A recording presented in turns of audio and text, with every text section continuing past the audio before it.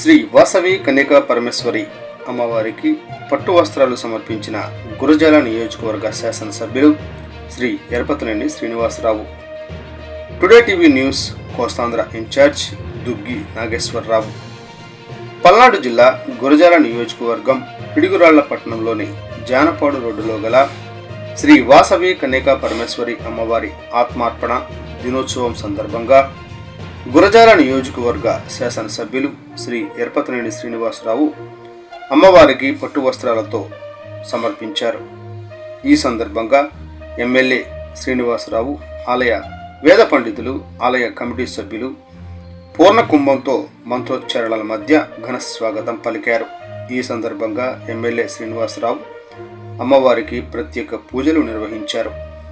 ఆర్యవైశ్యుల కులదైవం శ్రీ వాసవి కన్యకా పరమేశ్వరి అమ్మవారిని ఆత్మార్పణ దినోత్సవాన్ని ప్రభుత్వం గుర్తించి ప్రభుత్వ ఆదేశాల మేరకు స్థానిక ఎమ్మెల్యే ద్వారా అమ్మవారికి పట్టు వస్త్రాలు సమర్పణ చేయడం జరిగింది అని ఆలయ కమిటీ పేర్కొంది.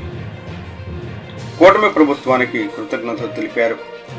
ఈ కార్యక్రమంలో ఎమ్మెల్యే వెంట పిడుగురాళ్ల మున్సిపాలిటీ చైర్మన్ సుబ్బారావు, కూటమి నాయకులు, ఆలయ పాలకవర్గ కమిటీ సభ్యులు, నాయకులు, కార్యకర్తలు, అభిమానులు, ప్రజలు పాల్గొన్నారు.